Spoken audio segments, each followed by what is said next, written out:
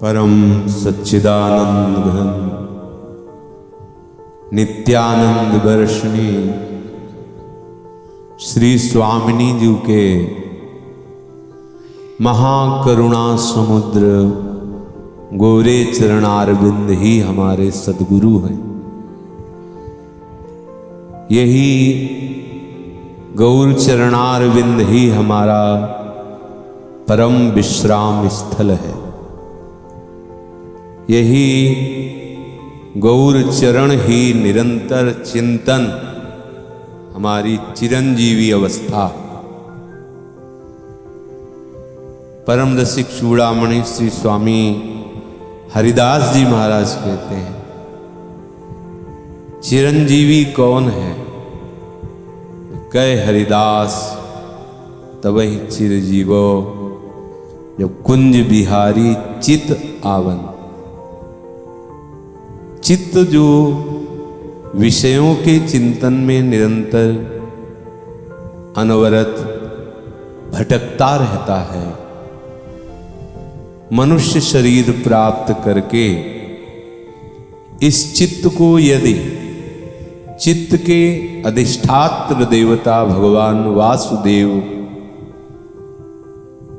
जो हमारे राधा वल्लभ लाल बिहारी जी राधा रमण, इन्हीं नामों से वृंदावन धाम में पुकारे जाते हैं, वो चित्त के अधिष्ठात्र देवता भगवान वासुदेव ही हैं, जो चराचर जगत का स्वरूप धारण किए हुए त्रिगुणात्मिका माया का खेल खेल रहे हैं।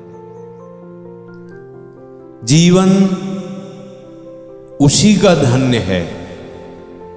ध्रुवदास जी कह रहे, धन्य धन्य धन्य तेई जे इनके उपास।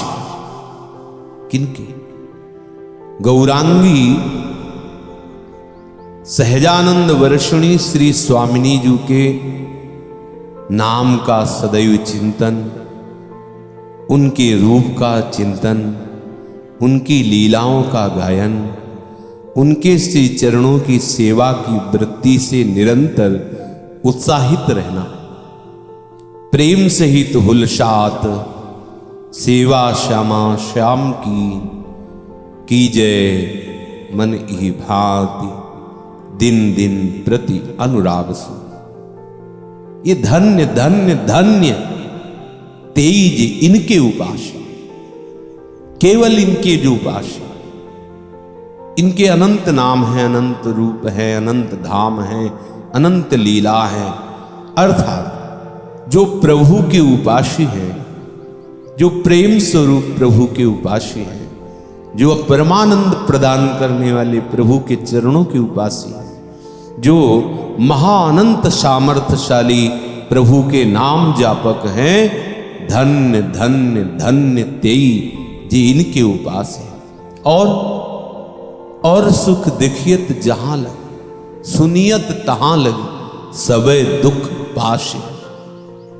जितने भी और सुख हैं जो तुम्हारे देखने में आते हैं, या तुम्हारे सुनने में आते हैं, या तुम्हारे पढ़ने में आते हैं, वो सब क्या है?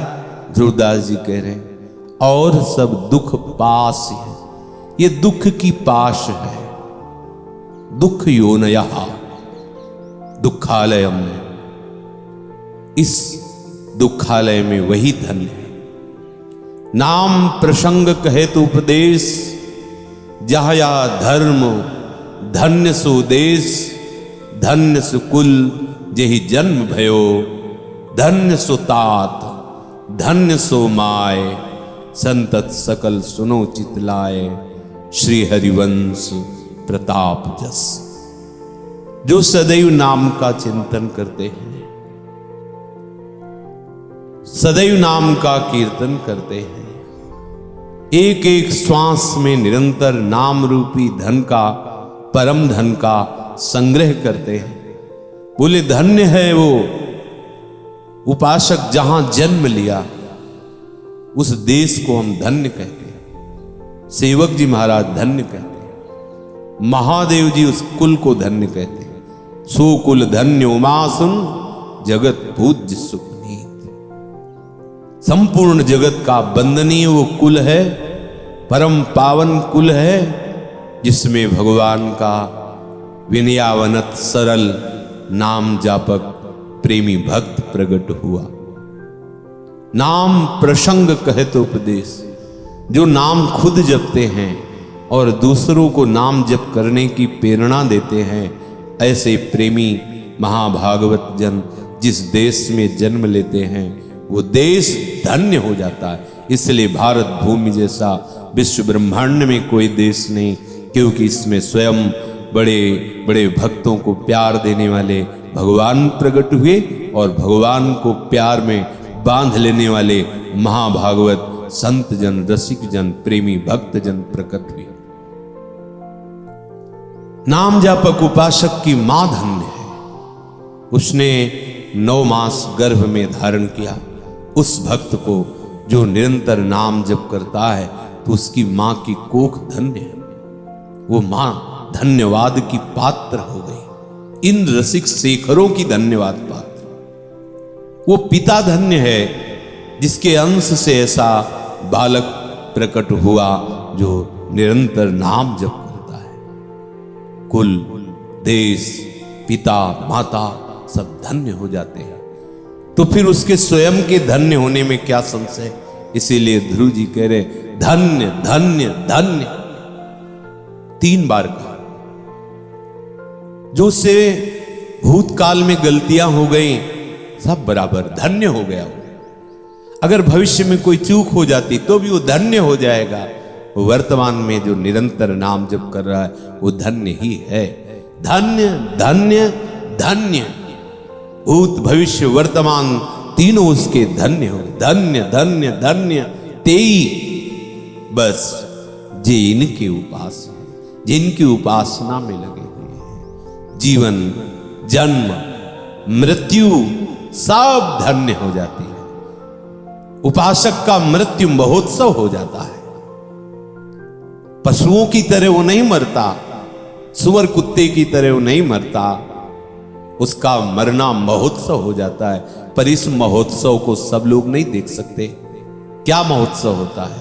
जब कोई नाम जापक पधारता है तो उसका इष्ट मंडल पूरा पधारता है, उसके समीप आता है। अब ये थोड़ी है कि आप देख पाए या वो बता पावे, ये केवल उसके अनुभव का विषय होता है।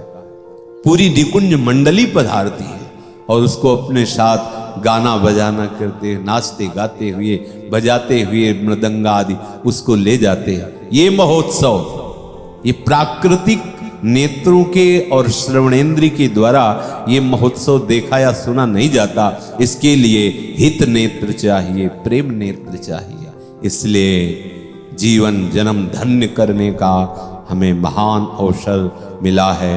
मनुष्य शरीर अब हम चूके ना, हमारी जिह्वा निरंतर निरंतर राधा राधा, राधे श्याम राधा कृष्ण श्री हरिवंश ऐसा रटती रहे। यदि जिह्वा निरंतर नाम रट रही है, सब कुछ हो गया। आपने सारे तीर्थों का अवगाहन कर लिया, सारे शास्त्रों का स्वाध्याय कर लिया, संपूर्ण चराचर जगत का पूजन कर लिया, संपूर्ण ब्रह्मांड की परिक्रमा कर ली, संपूर्ण ब्रह्मांड का भंडारा कर लिया, संपूर्ण तीर्थों में जो पर्व में स्नान और दान का महत्व है वो सब आपके सामने लघु हो गया यदि आप निरंतर नाम जप करते हैं। इसलिए सब लोग अपने जन्म, जीवन और मृत्यु सबको सार्थक करने के लिए प्रियालाल के नाम का निरंतर जप करें, कीर्तन करें, स्मरण करें और उनकी सेवा में ही रहें। सदैव उनके शरण भाव में, शरणागत भाव में, मैं प्रभु की शरण में हूँ। उन्हीं की शरणागत के गीत गाइए, उन्हीं के शरणागत के हो के रहिए। जो उनके शरणागत हैं उनके हो के रहिए तो आपका चित्त सदैव दैन्य रहेगा। अहंकार भर के यदि कोई प्रभु के मार्ग में चलना चाहे तो दुर्वासा जैसा महापुरुष भी भागने को मजबूर हो जाता है। वो भी त्राहिमाम बोल उठता है, औरों की तो कोई जगह ही नहीं। जो ऐसा महापुरुष कि त्रिभुवन को पलट सकता है, ऐसी सामर्थ्य है। वो भी भगवत चरणारविंद के प्रेमी दैन्य महाभागवतों के सामने यदि तप का अहंकार किया तो उसे त्रिभुवन में ठौर नहीं मिली। इसलिए दैन्य होकर अहंकार त्याग करके भगवत शरणागतों के आश्रय में रहकर खूब नाम जप करो और जन्म जीवन मृत्यु इनको तीनों को सार्थक करो। श्री राधा वल्लभ लाल की जय। जय जय श्री राधे श्याम। जय जय श्री राधे श्याम। जय जय श्री राधे श्याम।